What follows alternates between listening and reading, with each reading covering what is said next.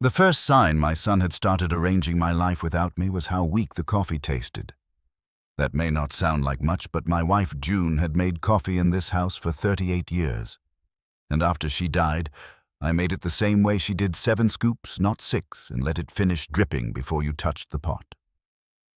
That morning, the coffee in my mug looked pale as dishwater, and my pill organizer was sitting 2 feet to the left of where I kept it.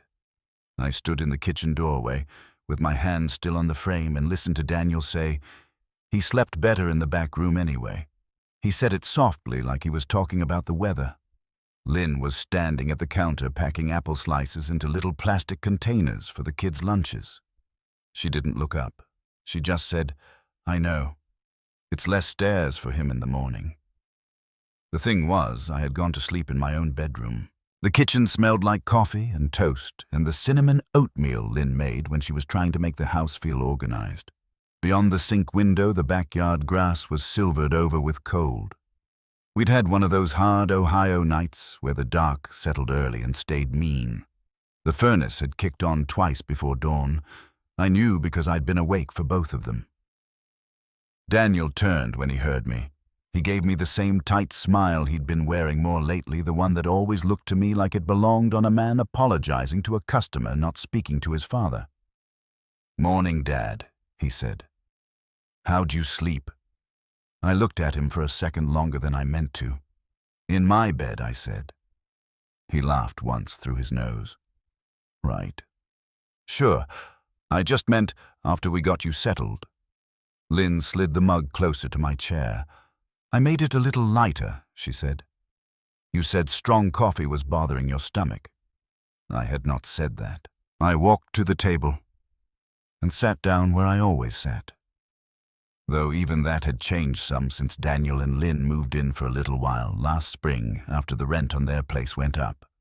And Daniel's company started restructuring, which I learned meant they'd cut his hours without cutting his title. My seat used to face the backyard and the bird feeder.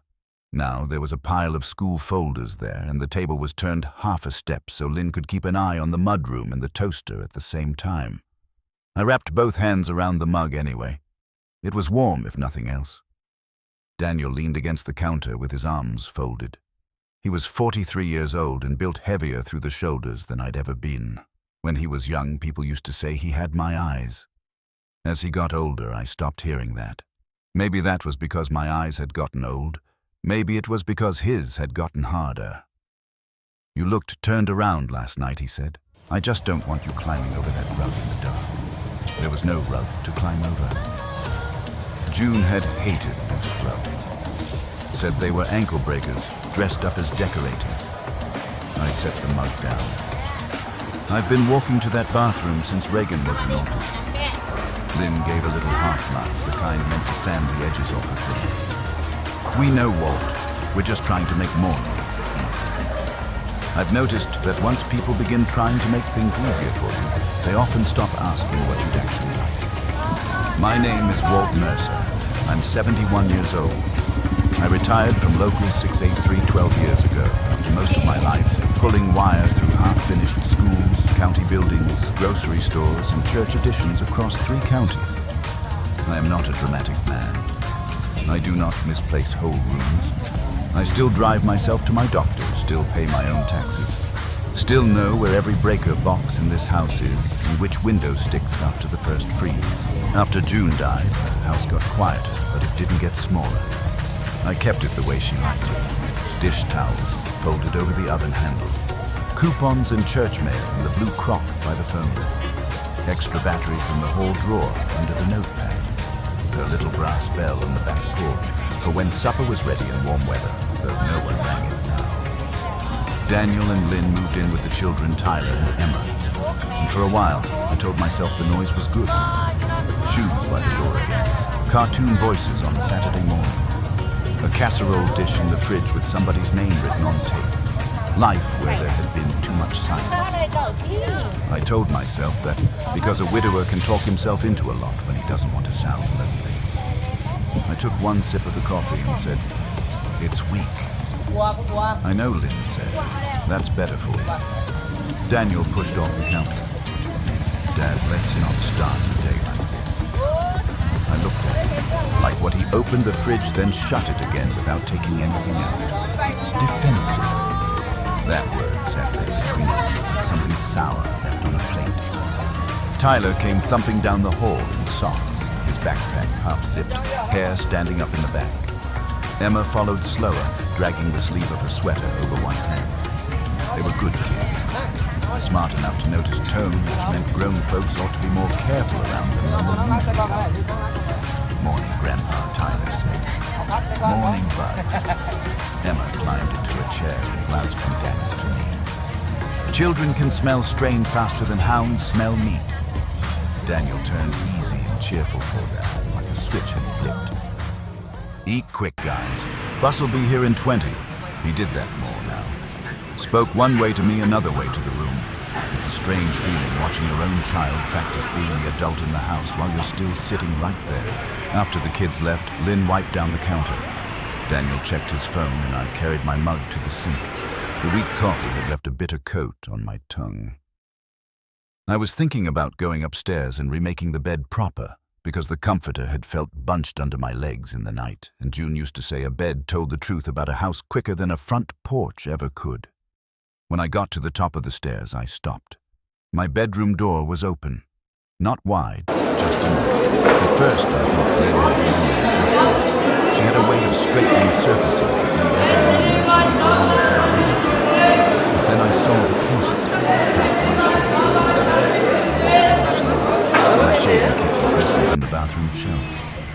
The framed picture of June at Buck Creek, the one where she was squinting into the sun with a paper plate in her hand, had been moved from my nightstand to the dresser. The lamp on my side of the bed was gone entirely. For a moment, I just stood there, looking the way a man looks when he knows exactly what he's seeing, but still hopes he's mistaken. Then I turned and walked to the back bedroom. The guest room had always been the back room to me. It looked over the side yard, and the chain-link fence, and the stretch where the maple dropped helicopters every spring. June's sister slept there at Thanksgiving. The grandchildren used it on Christmas Eve. It had a narrow bed, a pine dresser we bought secondhand in '92, and a crocheted blanket. June never liked much, but kept out of politeness because her cousin had made it. My brown work shirts were hanging in that closet. My slippers were under that bed. My spare glasses sat on the dresser beside the little tin of Vicks I kept by the lamp in winter. Daniel's voice came from behind me. "I was going to talk to you before you saw all this." I didn't turn around right away. I was looking at my own things arranged in a room that had never belonged to me. When I asked, he stepped into the door. "Dad, come on. Don't make it bigger than it is." I faced him then. "You moved me out of my bedroom." "We moved some things around," he said. "The back room's quieter. It's safer. You were up twice last night. I was up twice because somebody put my things where they don't belong." Lynn appeared behind him, one hand smoothing the front of her sweater. "Walt, nobody's trying to upset you. We just thought it made sense with the kids and with you needing less." She stopped there, maybe hearing it herself. "Less what I said." Neither of them answered. Daniel sighed the way men do when they want credit for patience they have not earned. "Dad, you've had a few rough patches lately.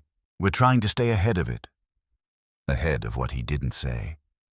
That was when the front door opened downstairs and Rachel called up, "Hello, I brought the banana bread the kids like." My daughter's voice used to make a room easier. She came up halfway with the foil-covered loaf in her hands and smiled when she saw me, but the smile faltered when she took in the doorway.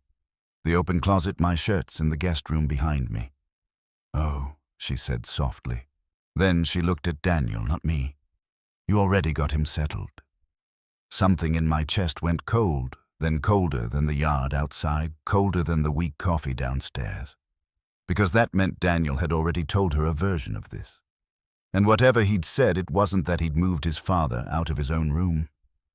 Rachel stood there on the stairs with the banana bread in her hands and a look on her face I'd seen before, years ago when Daniel broke a neighbor boy's nose behind the middle school and came home saying it had just gotten out of hand.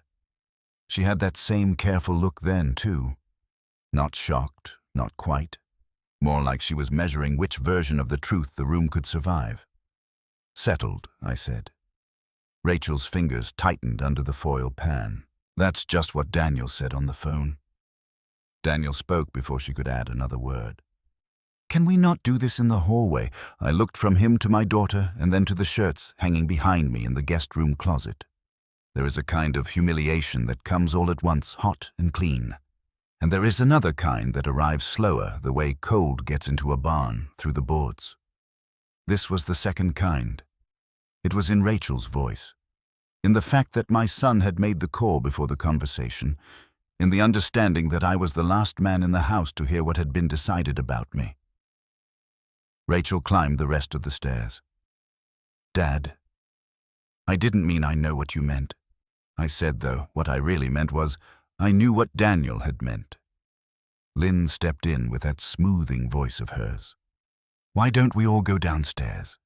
The kids will be home by 3 and this doesn't have to turn into a whole thing." That phrase again. Whole thing. As though the problem with a hurt was not the hurt itself, but the inconvenience of someone naming it. I went downstairs because standing there any longer would have made me say something I couldn't take back. I sat at the kitchen table and watched the steam fade from the weak coffee I hadn't finished. Rachel set the banana bread down by the stove and kept glancing at me, the way people do when they're waiting to see whether you're going to embarrass them by having a feeling in plain sight. Daniel took the chair across from me and leaned forward, forearms on his knees. He was dressed for work in khakis and a blue quarter-zip, clean and pressed like a man in a brochure about financial planning. "Dad," he said, "nobody is trying to push you out of anything. We're trying to get ahead of a few things before they become bigger problems." "What things?" He lifted one hand. "The driving, the appointments, the pills, you getting up at night." I stared at him. "You make it sound like I'm wandering out in traffic with a hospital bracelet on." He blew air out through his nose. "That's not fair." Lynn sat down at the corner of the table, hands folded. "Walt, it's not one big dramatic thing. It's little things, the kind that add up." That was the first time I understood they had rehearsed this. Maybe not with note cards, but enough. Enough that the phrases came out rounded and ready. Rachel looked down at the table. Maybe everybody just needs a day to cool off. I looked at her then. "Did he tell you I agreed to this?" She hesitated. That told me what I needed. Daniel stood up. "I said you were having a hard time adjusting and we were making things easier, for who I asked." He looked tired then, or wanted to. "For everybody." There it was. Not my safety, not my comfort. Everybody. I don't remember what happened the rest of that hour in neat order. I know Daniel left for work late annoyed. I know Lynn loaded the dishwasher harder than the dishes required. I know Rachel kissed my cheek before she went and said, "Call me if you need anything," which was not the same as saying, "This is wrong." Mostly, I remember the house after they were gone, quieting down around me in the wrong shape. The back bedroom door stayed open all afternoon like a joke somebody expected me to accept. June's lamp was still missing from our room. Her blue robe still hung on the hook behind the bathroom door where I had left it because taking it down had felt too final.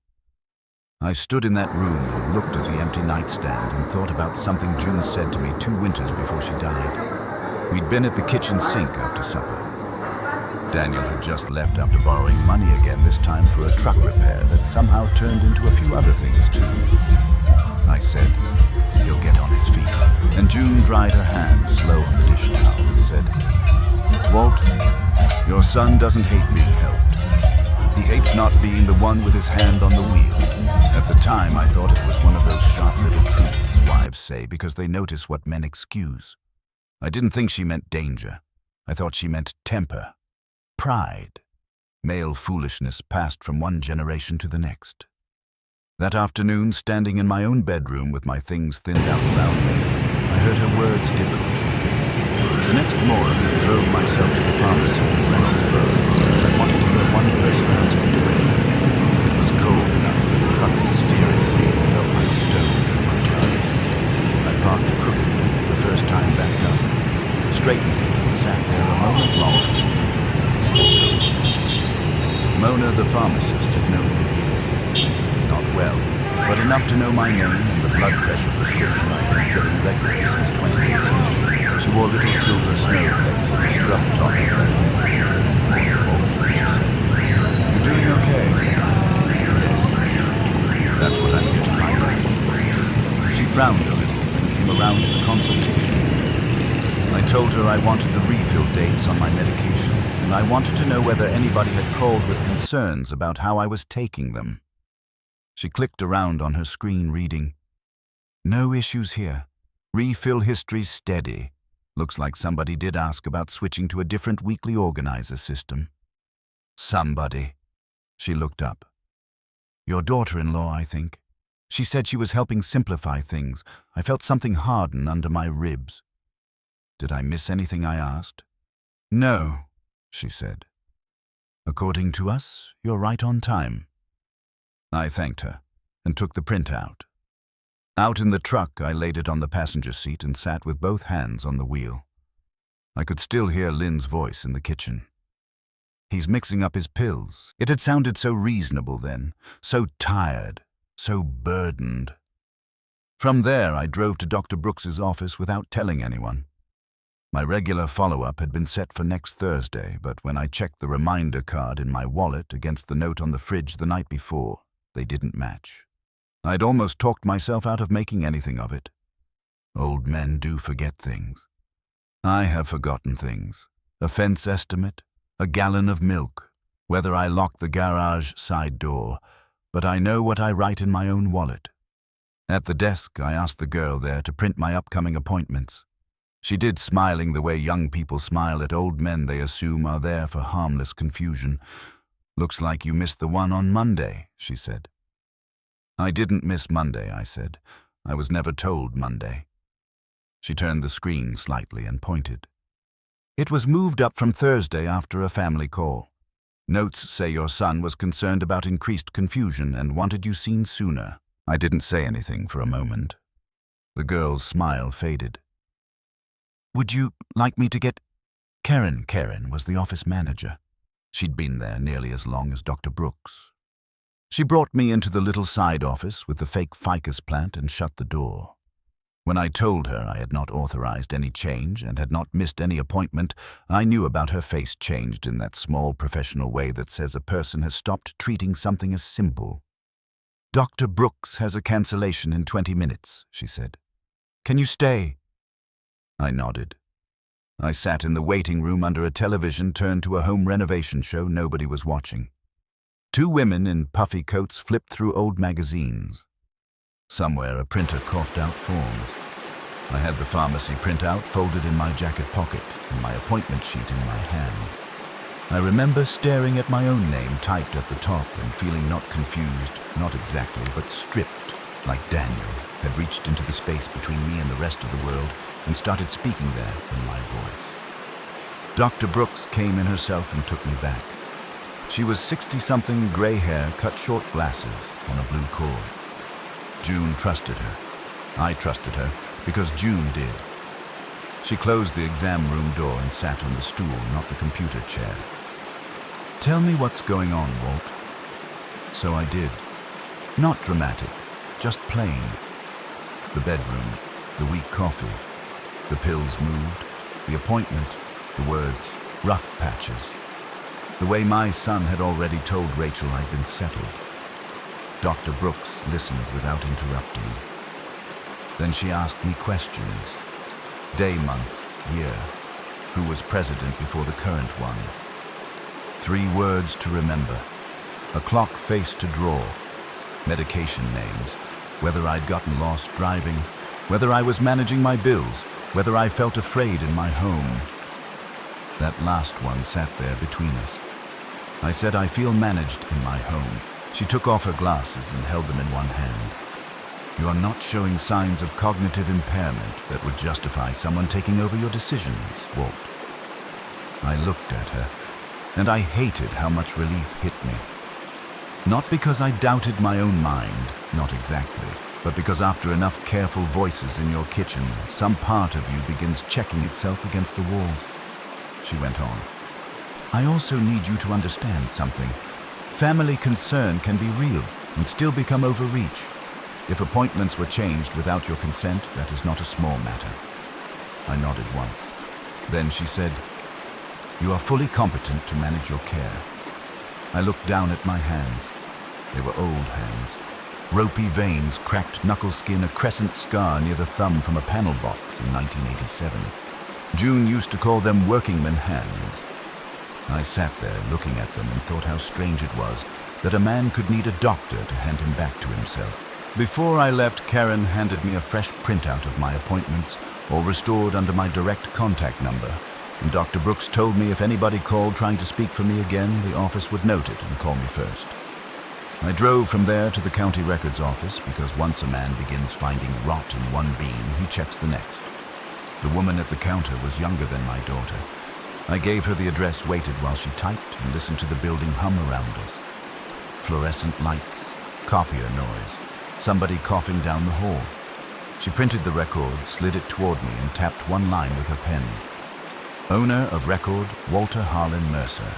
Transfer filed 4 years earlier, right after June got sick for good. There was another document attached through the estate file. Something I had half remembered signing in the blur of hospital visits and legal folders and casseroles on the porch. June had done it then, quietly, cleanly. She had put the house in my name before she died. Outside, I sat in the truck with the heater ticking and the papers in my lap, and finally understood what hurt the worst. This hadn't started because I was failing.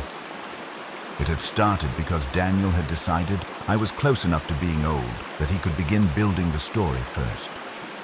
I sat in the truck outside the county records office until the windshield started to fog from my own breathing. The deed printout was on top. Under it was the appointment sheet from Dr. Brooks' office and the pharmacy record Mona had given me. 3 pieces of paper, that was all. 3 ordinary papers, and the whole shape of my last few weeks had changed. I should have felt relieved first. A man likes proof when proof is in his favor. But what I felt was something heavier than relief. June had known. Not every detail, maybe not the guest room or the weak coffee or Daniel telling Rachel I'd been settled. But she'd known enough. Enough to put the house in my name while she still had the strength to sign cleanly. Enough to leave me protected from something she must have worried I'd be too slow to name. That cost me more than I liked admitting. June and I had always been a 2-person operation. She saw around corners. I carried the weight once she pointed where it was. Looking at those papers in my lap, I understood she had done one last thing alone because she didn't trust me to see our son clearly. I drove home slow. By the time I pulled into the driveway, Daniel's SUV was already there. So was Rachel. The kitchen light was on, though it was barely 4:30. Through the front window, I could see Lynn moving around the island with a yellow legal pad in front of her, the kind she used when she wanted the room to feel official. I sat a minute longer and watched my own house glow back at me in the cold. The front porch rail still leaned slightly on the left side where I'd been meaning to reset it before real winter hit. June's brass bell hung by the kitchen door, dull from weather. Nothing about the place looked changed from the street. That was the thing about family trouble. From the road, it still looked like supper was going to be on time. When I came in, Daniel was standing at the table with his phone in one hand and that patient look already arranged on his face. "There you are," he said. "We've been worried." I took off my coat and hung it on the peg by the mudroom door. "No," I said. "You've been waiting." Rachel looked up fast. Lynn stopped writing. Daniel drew in a breath like he was about to start a meeting. "Dad, we all thought it might help to sit down calmly and talk through some things." "Then let's do that," I said. I pulled out my chair and sat where I'd always sat. I set the folder on the table in front of me but kept my hand over it. Rachel's eyes went to it and then to my face. She looked tired. Guilty too, which was something, though not enough to mend anything.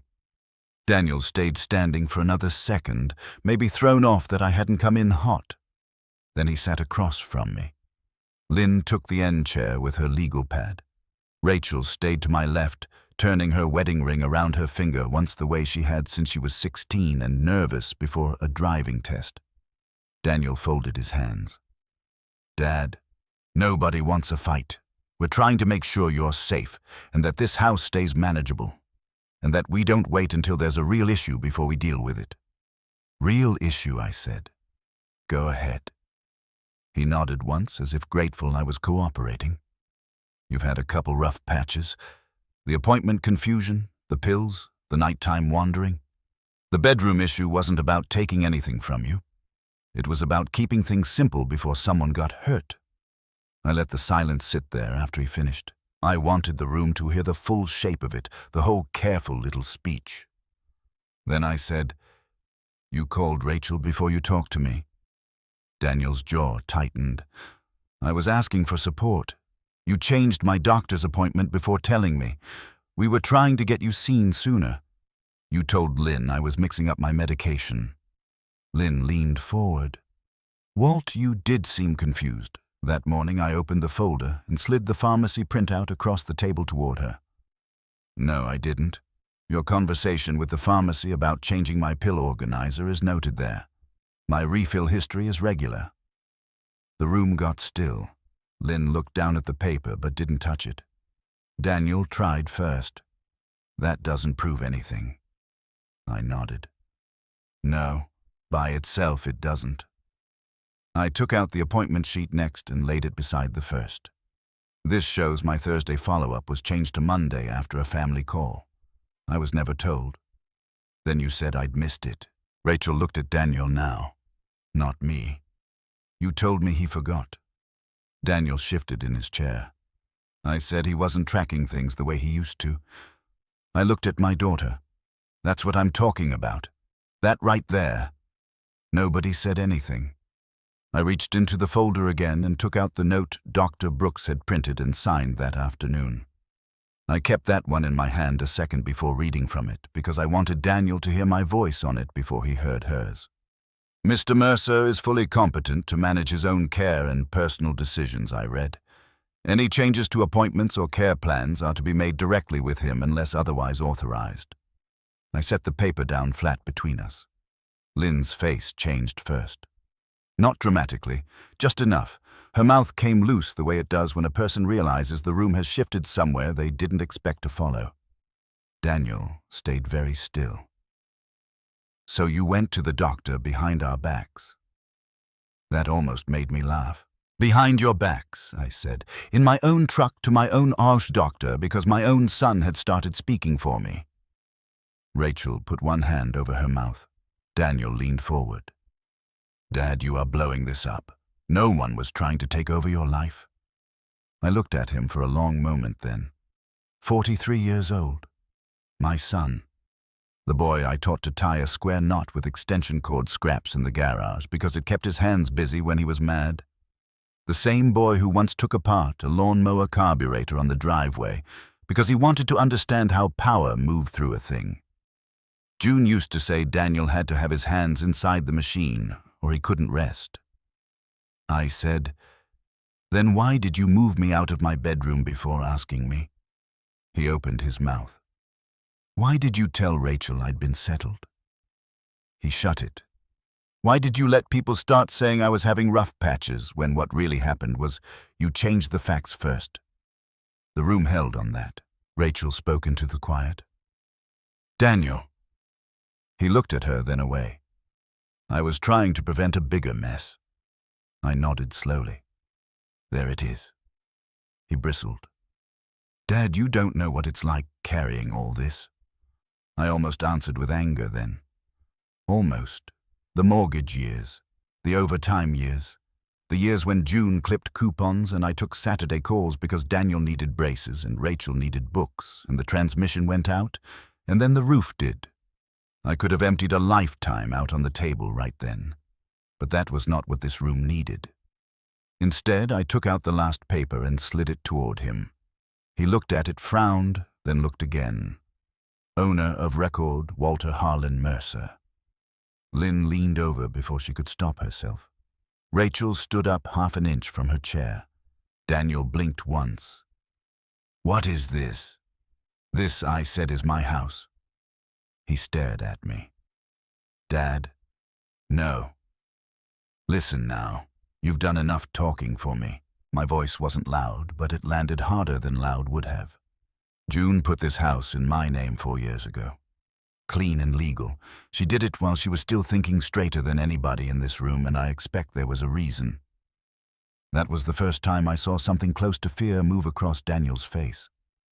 Rachel looked down at the paper and then back at me. "Mom did that?" I nodded. "Yes." Lynn sat back slowly, both hands in her lap now.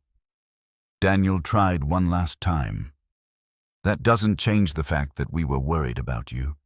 It changes every fact that matters," I said. "It changes who was being helped, who was being managed, and who thought he could start rearranging a man's life before the man himself even knew." Nobody moved. Then Rachel said very quietly, "You told me he was slipping." Daniel looked at his sister as if she'd betrayed him. She shook her head once. "No, don't look at me like that. You told me he forgot the appointment. You told me he was mixing up his medicine. You made it sound like this was already happening." Daniel's face went red at the neck. "I said what I thought was true." I tapped the papers once with my finger. "No, you said what was useful." That landed. For a second, all I could hear was the refrigerator humming and one of the kids upstairs dropping something on the floor. Ordinary house sounds. The kind that keep going while a family changes shape. Then I said the thing I'd been carrying since the back bedroom. "Nobody moved me anywhere. This house is mine, and so is my right to answer for myself." Daniel looked down. Lynn did not speak.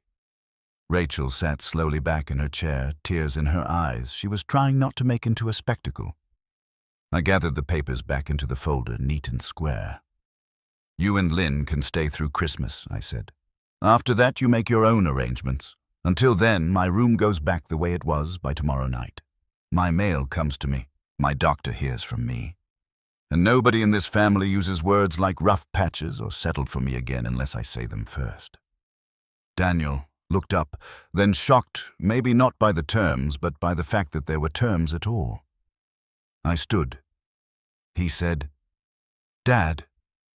I stopped him with a look I'd probably only given him 3 times in his life, all of them when he was young, and about to do something he'd regret in a permanent way. "No," I said, "you don't get to call this care now." I took the folder and went upstairs. The master bedroom was half put back when I came down the next morning. My shirts were in a laundry basket by the closet. June's lamp was on the floor beside the bed. Lynn had made the bed 2 tight corners tucked sharp as hospital sheets. I pulled them loose and remade it myself. Daniel barely spoke of the breakfast. Rachel came by around noon with a sack from the bakery and stood in the kitchen with me while the coffee grew strong the way it ought to. "I should have asked you," she said. "Yes," I said. She nodded. "I know. That was enough for then." 2 days later, I drove to the hardware store on Main Street. The bell over the door gave that flat little ring it always had. Men in seed caps were looking at furnace filters near the back. The place smelled like rubber hose, cold metal, and old sawdust. I bought a brass doorknob set, not expensive, just solid with a clean latch and weight to it. At home, I carried it upstairs in the paper bag and set the pieces out on June's old bath towel so they wouldn't scratch the dresser. The afternoon light came in, slant across the bedspread, and caught the brass warm as a coin. I took the old knob off, slow-seated the new latch, tightened each screw by hand. My fingers aren't as fast as they used to be, but they still know their work. When I finished, I stood there a moment with my hand around the new knob, feeling the cool metal take the heat of my palm. Then I turned it. The latch clicked clean into place. Not loud, not dramatic, just a small true sound in my own house.